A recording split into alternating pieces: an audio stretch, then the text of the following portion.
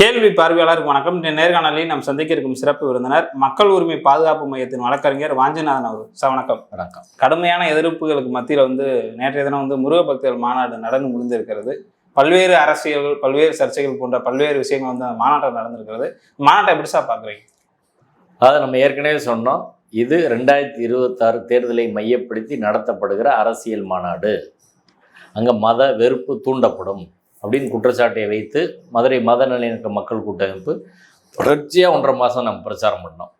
Collector petition கொடுத்தோம், போலீஸில் petition கொடுத்தோம், நீதிமன்றத்தில் வழக்கு தொடுத்தோம், மக்களை திரட்டி போராட்டம் பண்ணோம், மனித சங்கிலி பண்ணோம், எழுத்தாளர் திரட்டி நிகழ்ச்சி நடத்தினோம்.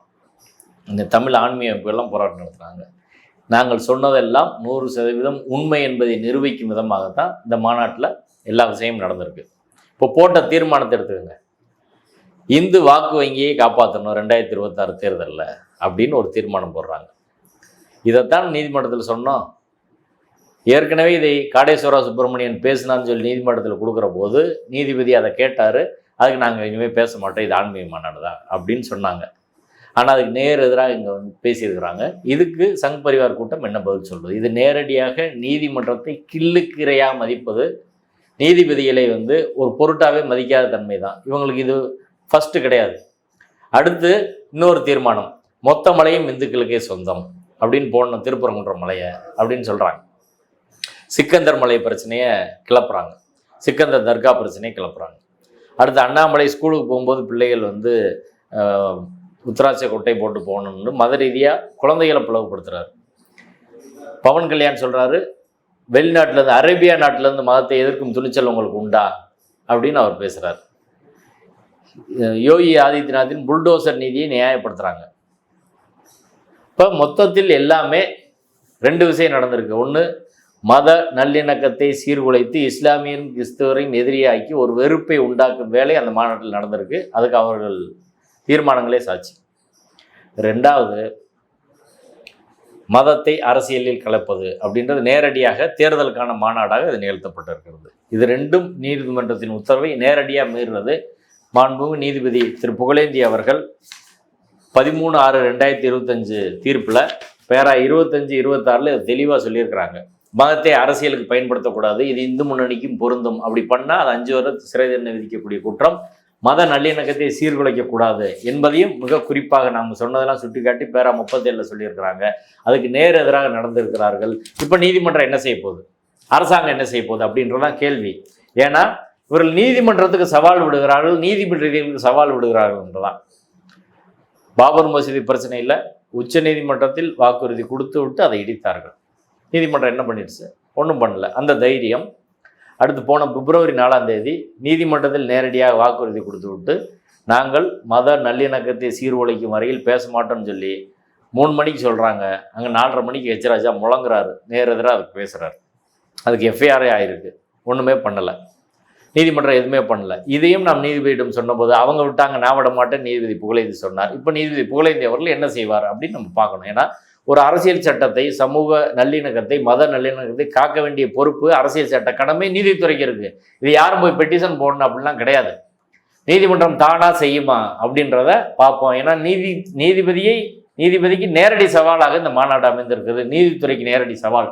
2வது, காவல்துறை தொடர்ச்சியாக இவர்கள் செயல்பாடுகளில் எந்த நடவடிக்கையும் மதுரை மாவட்ட காவல்துறை, அது கமிஷனராக இருக்கட்டும், எஸ்பியாக இருக்கட்டும், உளவுத்துறை ஏசியாக இருக்கட்டும், காவல்துறை தலைமையாக இருக்கட்டும், யாருமே செய்ய மறுக்கிறார்கள். எல்லாம் இங்கே உளவுத்துறை தலைமையை கேட்டு தான் நடக்குது.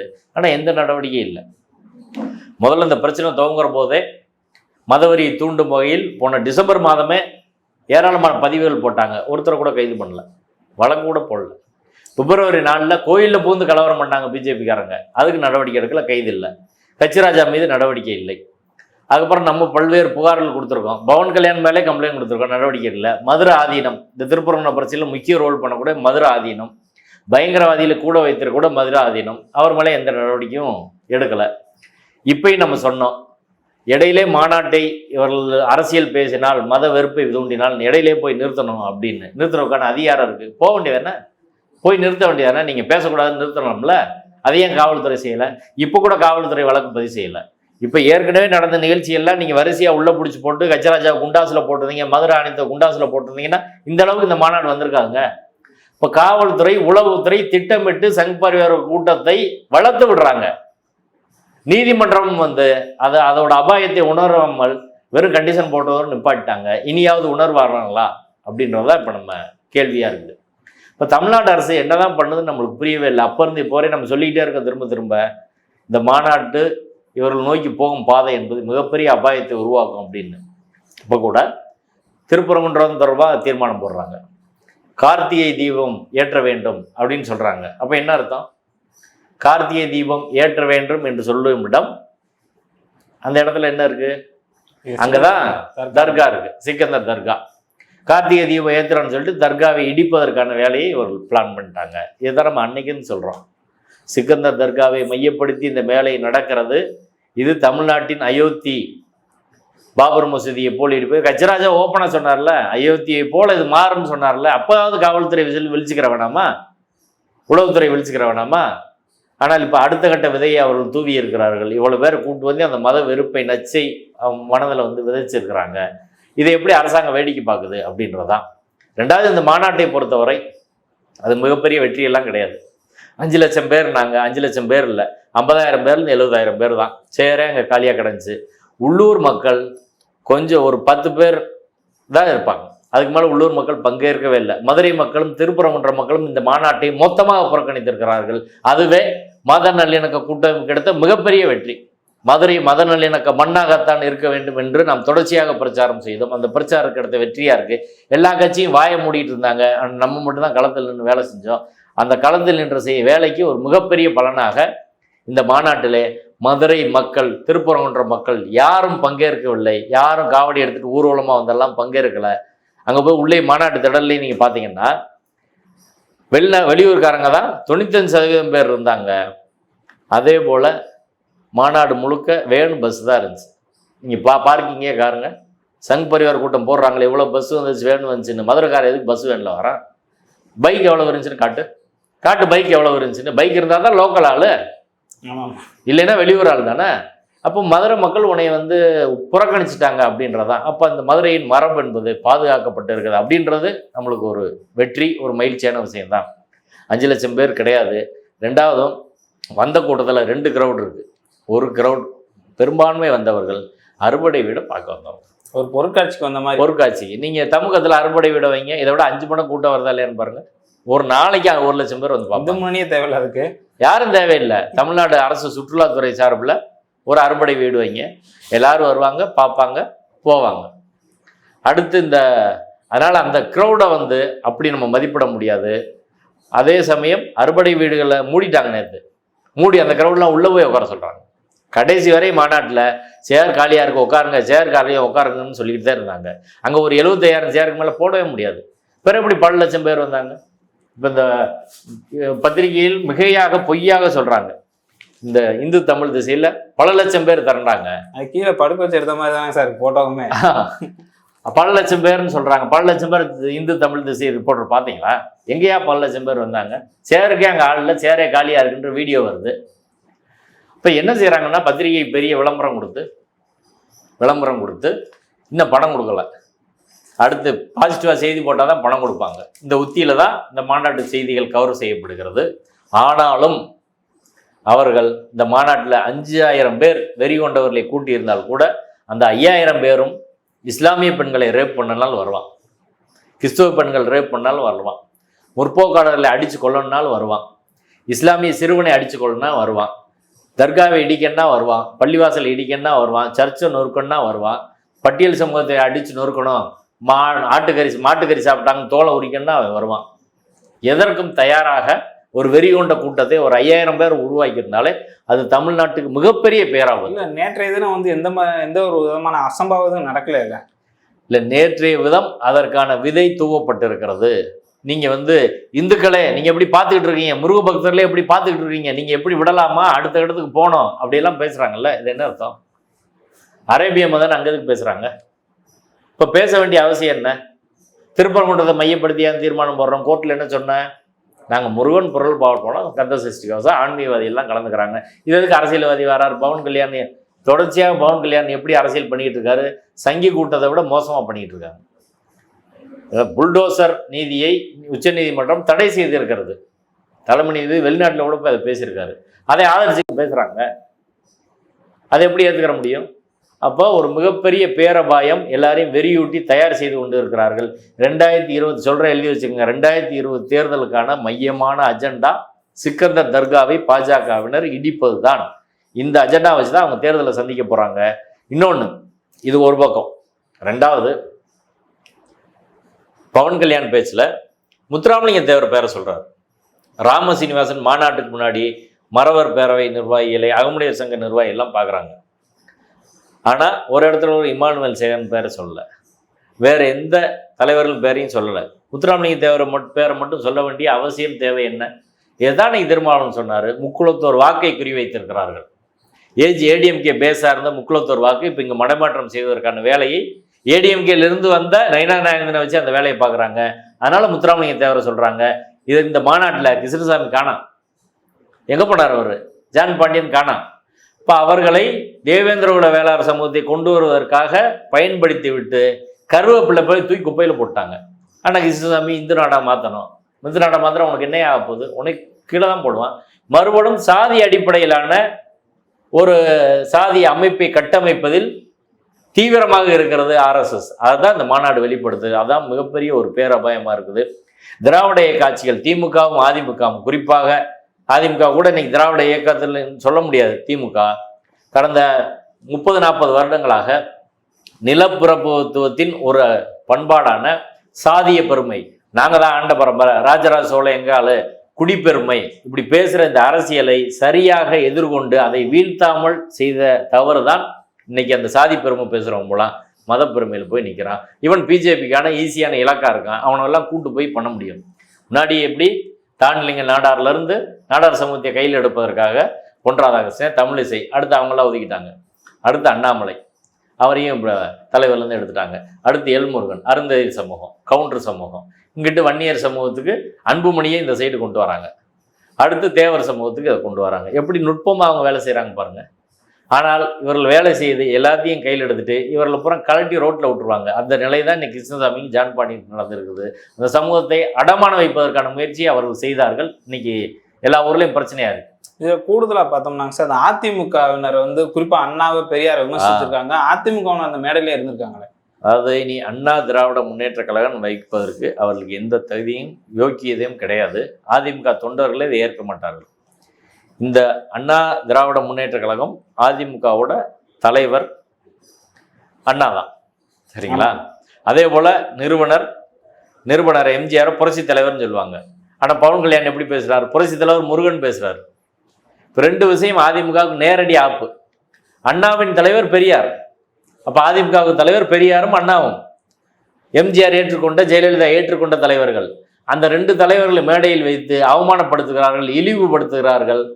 அதை வாயை மூடிட்டு இந்த உதயகுமார்ன்ற ஆளு வாயை மூடிட்டு வாயில் குளக்கட்டை வச்ச மாதிரி உட்காந்துருக்காரு. இந்த செல்லூர் ராஜா அப்படி நீ என்னையா அப்புறம் திராவிட இயக்கம் அண்ணா பேரை எதுக்கு வச்சுக்கிட்டு இருக்க? பேர் எடுத்துட வேண்டியதானே? எடப்பாடி பழனிசாமி வாயை திறக்காம இருக்கீங்களே, வாழ்த்துக்கள் சொல்றாரு, வாழ்த்து சொல்றாரு. நான் என்ன சொல்றேன், இது ரொம்ப அபாயகரமானது. திமுக விட அதிமுக சீரியஸாக கவனிக்கணும். அதிமுகவோட பேஸ் போகுது. முக்குளத்தோர் வாக்க டிடிவியும் ஓபிஎஸ் இந்த பக்கம் கொண்டு போய் சேர்க்குறாங்க. அது புரியலையா எடப்பாடி தலைமையிலான டீமுக்கு? செல்லூர்ராஜுக்கு தெரியலையா? ராஜேந்திர பாலாஜி நேரடியாக சொல்லிட்டு போயிட்டார், இது அரசியல் மாநாடுன்னு. இப்போ அவர்கள் அரசியலுக்காக ஒன்று பண்ணுறாங்க. உங்கள் கட்சியை தான் காலி பண்ணுறாங்க. அதிமுக என்ற கட்சியை கரைத்து இங்கே சேர்ப்பதற்கான வேலையை செய்கிறார்கள். இது மிக மிக ஆபத்தானது. இவர்கள் அதை அமைதியாக கடந்து செல்வது என்பது அதிமுக தொண்டர்களே ஏற்க மாட்டார்கள் அப்படின்றது தான். பாஜகவை பொதுவாகவே அவங்க ஏற்க மாட்டாங்க. நேரடியாக அண்ணாவை அவர்கள் விமர்சனம் செய்த பின்பு கூட எந்த விட கூச்ச நாச்சம் இல்லாம மேடையில் வச்சுக்கிட்டே செய்யறாங்கன்னா என்ன அர்த்தம்னு எனக்கு புரியல. கூடுதலாக பார்த்தோம்னாங்க சார், இந்த இந்து அறநிலைத்துறைன்றதே கூடாது, பகல்காம் தாக்குதலுக்கு வந்து பிரதமர் மோடி அவர்கள் வந்து வாழ்த்துறன்ற மாதிரியான தீர்மானம் வந்து மீண்டும் ஒரு சர்ச்சையை கிளப்பியிருக்கிறது. கோர்ட்டுக்கெல்லாம் மதிப்பே இல்லை அங்கல்ன்ற மோடி அவர்களை பாராட்டி ஒரு தீர்மானம் எப்படிங்க முருகபுத்தல் மாநாட்டில் போட முடியும்? இது நேரடி அரசியல் தானே. மோடி எப்படி பாராட்டுறீங்க? அடுத்த இந்து சமய அறநிலைத்துறையை வந்து கொடுக்கணும் அப்படின்னா யார்கிட்ட கொடுக்கணும்? அண்ணாமலைகிட்ட கொடுக்கணுமா? நிர்மலா சீதாராமன்கிட்ட கொடுக்கணுமா? தமிழிசைட்டே கொடுக்கணுமா? யார்கிட்ட கொடுக்கணும்னு சொல்லுங்கள். ஆர்எஸ்எஸ்கிட்ட கொடுப்போமா? பிஜேபிகிட்ட கொடுப்போமா? யார்கிட்ட கொடுக்கணும்? மதுரை மீனாட்சி அம்மன் கோயிலில் சொல்லுங்கள். உங்கள் கட்சியிலே ஒரு முடிவு பண்ணி சொல்லுங்கள். பக்தர்கிட்ட கொடுங்கன்னா எந்த பக்தர்கிட்ட கொடுக்கறது? மீனாட்சி அம்மனுக்கு 1 கோடி பேர் பக்தர்கள் இருக்காங்க. மறுபடியும் எலெக்ஷன் தான் வைக்கணும். எலெக்ஷன் வச்சா திமுக அந்த மொத்த நிர்வாகத்தையும் வாங்கிட்டு போயிடுவாங்க. இதான் நடக்கும் போது. இப்போ எப்படி கோயில் இங்கே வந்துச்சு அப்படின்ற வரலாறு தெரியல. இந்த கோயிலுக்குள்ள எல்லாரையும் தனியாற்று தான் விட மாட்டாங்க. அரசியல் சட்டத்தை அங்கே அமல்படுத்த முடியாது. அதான் நிலைமை. இன்னமும் எத்தனை பேர் கோயிலுக்குள்ளே போக முடியாமல் இருக்காங்க? பட்டியல் சமூகத்தை சேர்ந்தவங்க, ஆயுத திராவிடர்கள். இப்போ அடிப்படையில் இவர்கள் வைப்பது நோக்கம் கோயில்களை ஆர்எஸ்எஸ்ஸின் பயிற்சி கூடங்களாக மாற்றுவது, கோயில் அவங்க கட்டுப்பாட்டில் எடுத்து பயிற்சி கூடமாக மாற்றுறது அப்படின்ற வேலைக்காகத்தான் இதை செய்கிறார்கள். அப்படி நடந்தால் அது மிகப்பெரிய ஆபத்தாக முடியும். இதற்கு துணை போகிற மாதிரி தான் சேகர்பாபும் பல வேலையை பார்த்துக்கிட்டு இருக்காரு. சேகர்பாபு இந்த பிரச்சனையை துவங்கி விட்ட ஒரு சேகர்பாபு. முத்தமிழ் முருகன் மாநாடு அந்தால யார் நடத்த சொன்னான்? இன்னைக்கு அதானே எடுத்துட்டு வராங்க.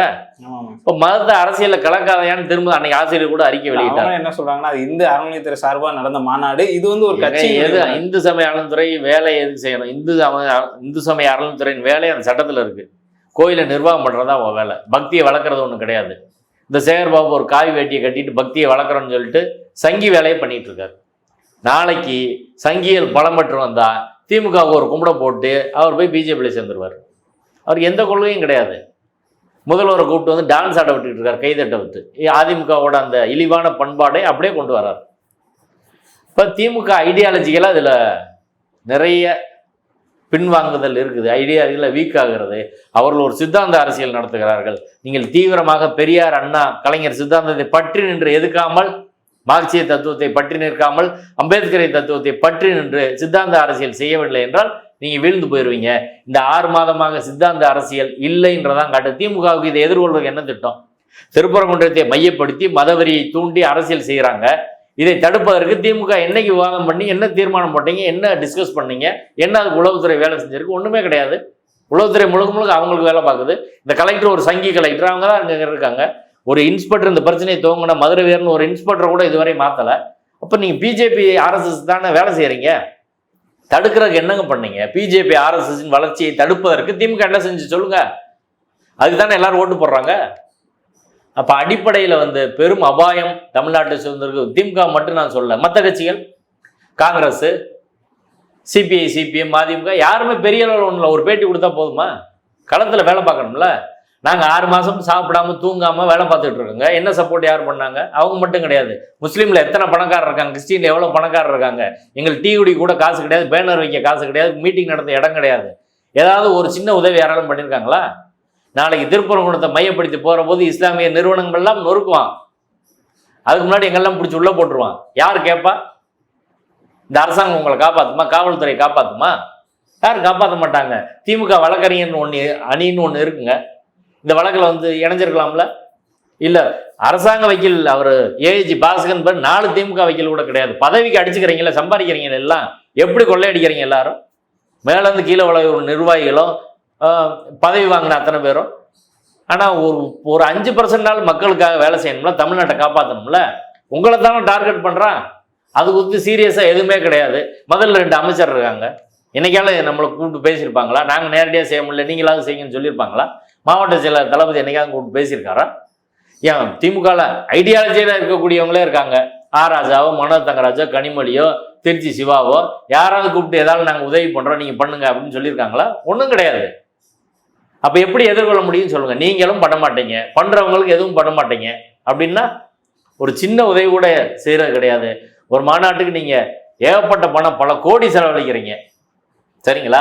காவல்துறை எங்களுக்கு அனுமதி கொடுக்க மாட்டேங்குதுங்க. மத நல்லிணக்க மாநாட்டுக்கு எங்களுக்கு அனுமதி தர மாட்டேறீங்க. பிரஸ் மீட்டை தடுக்கிறீங்க. ஹச்ராஜா மேல நடவடிக்கை எடுக்க மாட்டேறீங்க. அவனுக்கு எல்லாமே கொடுக்குறீங்க. 144 பெர்மிஷன் கொடுக்குறீங்க. அதுக்கு நேரடியாக ஸ்டேட் பிபி பெர்மிஷன் கொடுக்குறாரு. கூட்டம் சேர்த்து விடுறீங்க. இப்போ மாநாட்டுக்கு கோர்ட்டில் அவங்க கேட்கறதுக்கு முன்னாடியே நீங்கள் பெர்மிஷன் கொடுக்குறீங்க. அவர் பாஸே தேவையில்லை நீதிபதி திரு ஜிஆர்எஸ் உத்தரவு போடுறாரு. அதுக்கு நீங்கள் அப்பீல் போக வேண்டியான சுப்ரீம் கோர்ட்டுக்கு. எப்படிங்க பூஜை நடக்க விட்டீங்க? ஹெச்ஆர்என்சி டிபார்ட்மெண்ட்டு அறுபடை வீடு எங்களுக்கு தான் சொந்தம், இது கொடுக்கக்கூடாது, இது ஆகமத்துக்கு எதிரானது அப்படின்னு ஹெச்ஆர்என்சி சொல்லியிருந்தா அது பூஜையே நடந்திருக்காதுல்ல, மக்களே போயிருக்க மாட்டாங்கல்ல. அதை கூட தடுக்க முடியல. மெயின் மாநாட்டை தடுக்க முடியாதுன்றதை நான் ஏற்றுக்கிறேன். ஆனால் பூஜையை தடுத்து இருக்க முடியுமா? அதற்கான எல்லா வாய்ப்பும் இருந்துச்சு. 10 ஆகம அறிஞர்களை வச்சு பேச வர்றதுல என்ன பிரச்சனை இருக்கு? ஆனால் சேகர்பாபு அதை செய்ய மாட்டார். ஆகம அறிஞர் சத்தியவேல் முருகனார் அவர்கள் ஆகம கமிட்டியில் இருந்தார், அரசு ஆலோசனை குழுல இருந்தார். 2லிருந்தும் அவரை வெளியேற்றினது சேகர்பாபு. அவர் தாங்க உண்மையிலே தமிழ் ஆகமங்களுக்காக குரல் கொடுக்கக்கூடிய எக்ஸ்பர்ட். எந்த பார்ப்பனராக அவர் முன்னாடி நிற்க முடியுமா? 140 புத்தகம் எழுதியிருக்காரு, உலகம் முழுவதும் கும்பாபிஷேகம் பண்றாரு. அவர் முன்னாடி நின்று பேசுறது கூட இவங்க யாருக்கு அறிவே கிடையாது.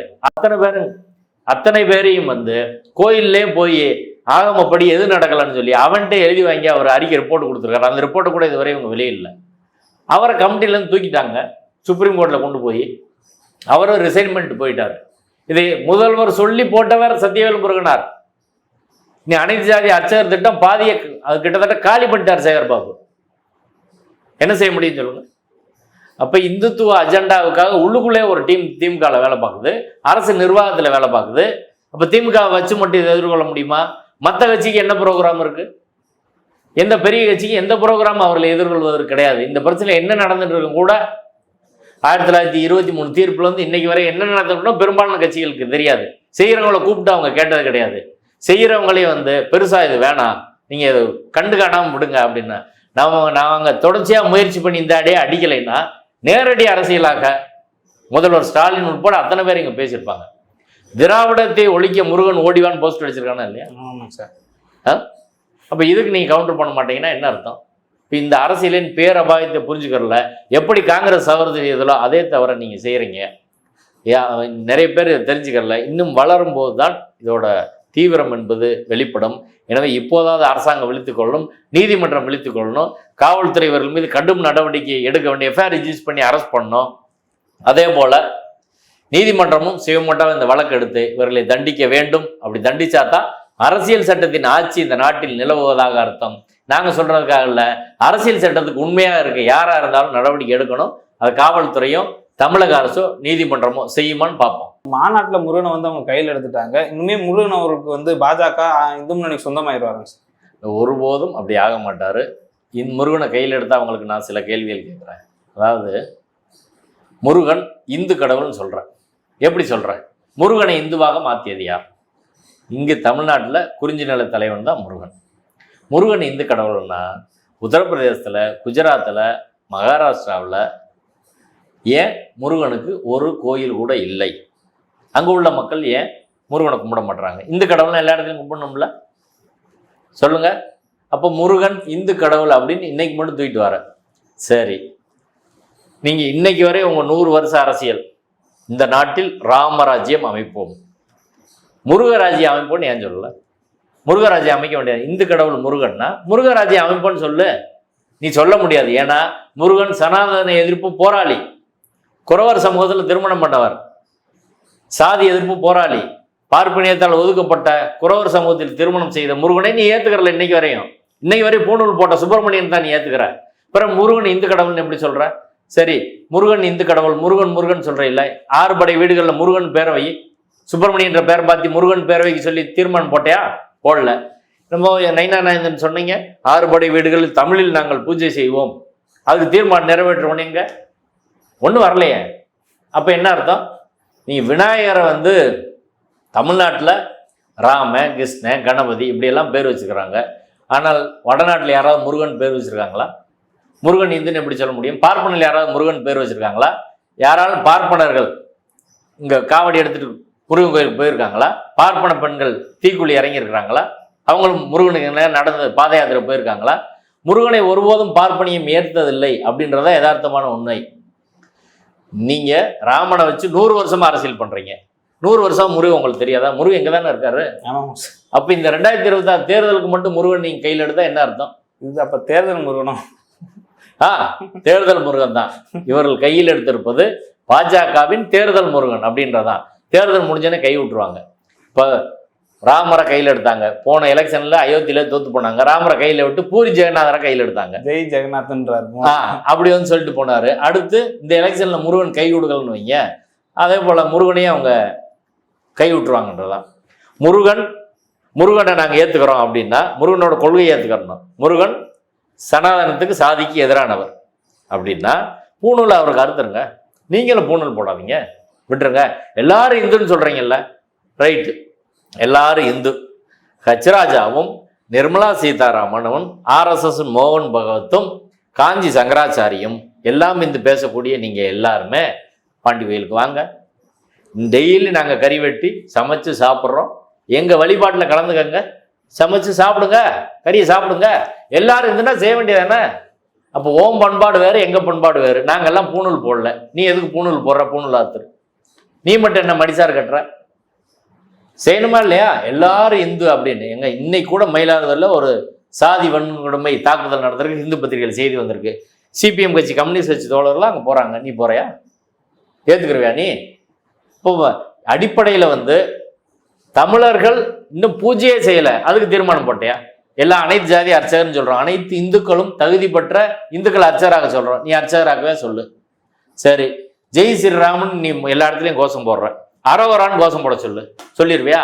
இப்படி 100 விஷயத்தை நம்ம பேச முடியும். இந்த மாநாட்டில் நீ முருகனுக்கு சேவல் கொடி தானே, நீ எதை காவி கொடியை வைக்கிற? அப்போ முருகனை காலகாலமாக நீ கையில் எடுத்து மாத்துற அப்படின்றதா? அப்போ முருகன் இந்து என்பதை பித்தலாட்டம், தேர்தலுக்காக முருகனை இந்துவாக மாற்றி மக்கள்கிட்ட ஏமாத்துற கொண்டு வருவாங்க. நாமெல்லாம் இங்கே இந்துக்கள் கிடையாது, பார்ப்பனர்கள் மைனாரிட்டி. அவனுக்கு அரசியலுக்காக நம்ம எல்லோரையும் இந்துவாக சேர்த்துக் கொள்கிறான், முருகனையும் இந்துவாக மாற்றி விட்டார்கள். முருகன் இந்துன்னா எந்த புராணத்தில் இருக்கு, எந்த சங்க இலக்கியத்தில் இருக்கு? எங்கேயுமே கிடையாது. முருகன் இந்துன்றதுக்கான எந்த ஆதாரம் கிடையாது. நீங்க முருகனையே மதமாற்றம் செய்வதற்கான வேலையை சங் பரிவார் கூட்டம் செய்கிறது. இதை தமிழர்கள் கடுமையாக எதிர்க்கிறோம். இப்போ பழனி முருகன் கோயில்ல பண்டாரங்கள் தமிழ் சமூகங்களை சேர்ந்தவங்க தான் பூஜை பண்ணாங்க. அவங்கள அடிச்சு விரட்டிட்டு பார்ப்பனர்கள் போயிட்டாங்க. இன்னைக்கு மறுபடியும் பண்டாரங்கள் அங்கே போய் பூஜை செய்ய முடியுமா? திருப்பரங்குன்றம் கோயில்ல இந்த நீ முக்குளத்தோர கூப்பிடுற இல்ல, முத்துராமலிங்க தேவரின் வாரிசுகள் திருப்பரங்குன்றம் கோயில பூஜை பண்ண அனுமதிப்பியா? அவன் ஆகம வேதம் படிச்சு தீட்சை பெற்று இருக்கான், அனுமதிச்சிருவா நீ? அதே சமயம் முருகனை பற்றி அயோத்திதாச பண்டிதர் ஒரு கருத்தை முன்வைக்கிறாரு. முருகன் ஒரு பௌத்த மன்னன், பௌத்த மன்னனுக்கு பிறந்தவர் தான் முருகன். அவர் சமணர் அமணர் என்ற அடிப்படையிலே வாழ்வியல்லாம் கடந்து அதுக்கப்புறம் மொட்டையடிச்சு ஒரு பௌத்த வாழ்வியலை ஏற்றுக்கொண்டு அதனாலதான் ஆண்டி கோலத்தில் இருக்காரு. சமண பௌத்த மரபின் தொடர்ச்சிதான் மொட்டை அடிச்சுக்கிறது. அதான் இன்னைக்கு பழனி கோயிலில் மொட்டை அடிக்கிறாங்க அப்படின்னு அயோத்திதாச பண்டிதர் ஒரு கருத்தை முன்வைக்கிறாரே, அதுக்கு நீ பதில் சொல்லு. முருகன் பௌத்தர்னு சொல்றாங்க. அவரை நம்ம குறிஞ்சி நில கடவுள் அப்படின்றதுக்கான சான்றுகள் ஏராளமா இருக்கு. அதற்கு பிறகு அவர் பௌத்தராக இருந்திருக்கலாம். அப்படி குறிஞ்சி நில கடவுளாக நம்மளுக்கு இருந்தவர், இங்க பௌத்தராக இருந்தவர் எப்படிரா இந்துவானார் அப்படின்றதுக்கான பதில் நீ சொல்லு. அயோத்திதாச பண்டிதர் சொன்னது தப்பு அப்படின்னு நீ பேசியா சொல்லுங்க. அடுத்து முருகனுக்கான வழிபாட்டு முறை என்ன? ஆடு கோழியை வெட்டி தான் வழிபாடு பண்ணணும். ஆட்டை வெட்டி திணையரசி தானே. அப்போ ஒரு அசைவ கடவுளை நீ சைவ கடவுளை எப்படி மாற்றுவ? என் பாண்டி முனியை நீ சைவ கடவுளை மாற்றிடுவியா? நாளைக்கு வந்தால் மாற்றுவான்ல. அதானே? இப்போ அதை நோக்கி தானே போற. இப்போ இதுக்கெல்லாம் இந்த மாநாட்டில் எங்கேயாவது ஒரு இடத்துல பேசியிருக்கீங்களா? கீழடி ஏற்றுக்கிறதில்ல, ஆனால் தமிழர் பண்பாடுன்னு சொல்கிறீங்க. கீழடி தமிழர் பண்பாடுன்னா முருகன் பண்பாடு தானே, அங்கே சமத்துவ பண்பாடு தானே இருந்துருக்கு, அதையும் ஏற்றுக்கிற மாட்டீங்க. அப்போ அடிப்படையில் இவர்கள் முருகனை வைத்து துல்லியமான அரசியல் செய்கிறார்கள். அதுவும் ஒரிஜினல் முருகனோட தன்மை ஏதோ முருகனின் சாரத்தை களவாடி அரசியல் செய்கிறார்கள். இப்போ சாதி பெருமை அதை மதப்பெருமையாக மாற்றி அந்த மதத்தை இந்து என்ற வாக்கு வங்கியை வைத்து அதை அந்த பண்பாட்டு ரீதியானதை அரசியல் ஓட்டாக மாற்றுவதற்கான வேலையை செய்கிறார்கள். இது மிகவும் ஆபத்தானது, அரசியல் சட்டத்துக்கு நேர் எதிரானது. இதை தமிழர்கள் ஒருபோதும் ஏற்க மாட்டார்கள், முருக பக்தர்கள் ஒருபோதும் ஏற்க மாட்டார்கள். இவர்களை கண்டிப்பாக முருக பக்தர்கள் நிராகரிப்பார்கள். திருப்பரங்குன்றத்தில் இவர்கள் தொடர்ந்து வாழாட்டினால் அவர்கள் திருமாவளவன் அவர்கள் சொன்னது போல ஒட்ட நறுக்கப்படும். நன்றி சார்.